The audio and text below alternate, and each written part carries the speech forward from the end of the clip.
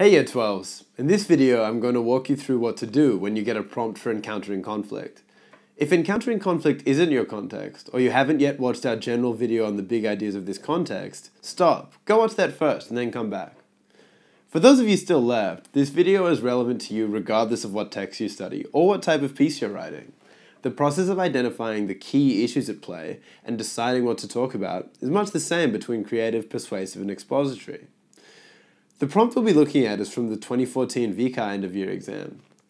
If you want to use this as a practice exam, you might want to stop watching now.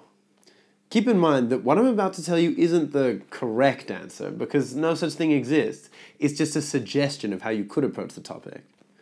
Alright, on to the prompt. Conflict causes harm to both the powerful and the powerless. The first thing I'm going to do is try to work out what the prompt is asking. If you have a particularly complex prompt, this might mean rewriting it in a way that makes sense to you, but this one's pretty straightforward. By mentioning causes harm, I know this is asking me to talk about the effects of conflict on a person. By saying both the powerful and the powerless, I know they also want me to examine various roles in relation to conflict, not just perpetrators or victims. It is important to realize that at this stage, that a high mark depends on dealing with all aspects of the prompt, not just one. That means looking at the point of intersection between those two topics and talking about it explicitly. Next, I'm going to start to draw out a plan for the different directions I might stretch this prompt in. How many you do and which you choose will depend on what writing style you're using, but a few possible ideas to consider expanding on with this prompt could be: conflict has a great scope for harm. Sometimes there are no victors from a conflict.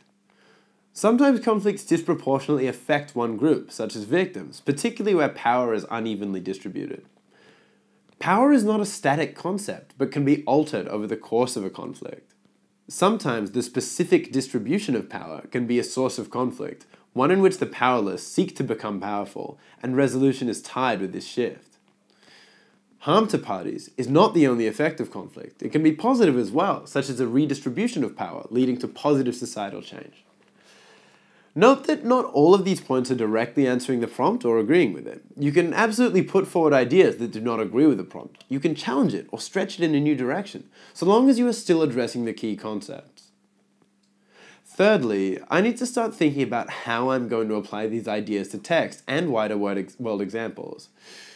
I will consider examples from the text that fit the prompt, such as characters who could be described as powerful or powerless. Something you need to note here is that achieving a high mark with this prompt is not as simple as choosing one of the ideas we spoke about before and then looking at a few different examples. Your response needs to be more complex than that.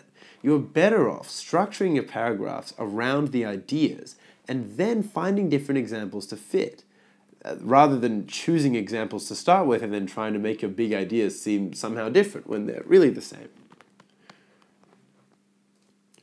Finally, I'm going to draw this plan out on paper before I start writing.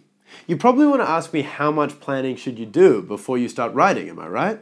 Well, sorry, but I don't have an answer for you. It differs from person to person. I personally don't do a lot. I just jot down what the big idea and example that's going to go in each paragraph is. But that's because I'm normally pretty good at staying on track. If you struggle to stay on track, or your teacher has criticized your topic sentences for being a bit off topic before, that's an indication you need to write out a plan in a little more detail. So we already have our prompt. Here's how I would structure a response.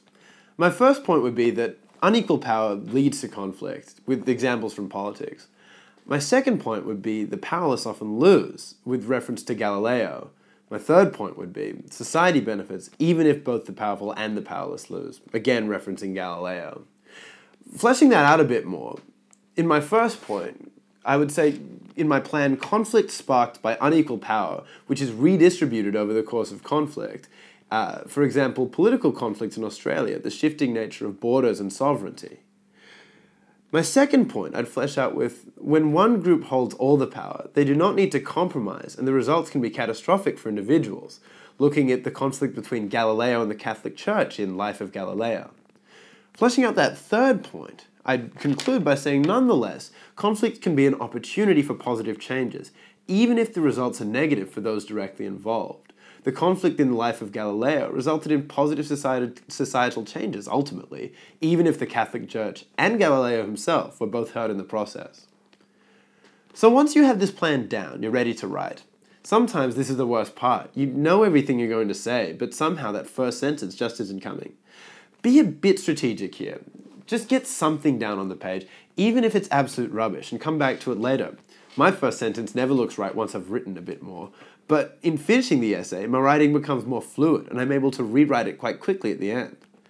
Something I've left out of this whole plan is vocabulary brainstorming, because ideally that's not something you should do in SACS or the exam. That said, it's a great way to start a practice essay. Once you've looked at the prompt, underline the words that you think you're going to use too frequently in your work, and then brainstorm a list of alternatives. This is not as easy as checking synonyms, although that can help. It requires you to actually think about what the word means in the context of the sentence. For example, synonyms will not generate victims as an alternative to powerless, but it could be one within the context of your writing. Other words to replace this would be vulnerable, weak, feeble, and defenseless, but those all rely on the context you're using them in. I hope this has given you some confidence for approaching prompts. Help yourself out by reading widely and having a solid understanding of the big ideas that encountering conflict prompts relate to.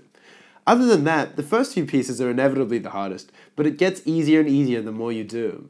Don't just get something back from your teacher and put it away. Try rewriting essays and handing them back in. This technique allows you to learn from mistakes much faster than you would otherwise. Thanks for watching. Make sure to check out our many other videos on encountering conflict and your specific text. Happy writing!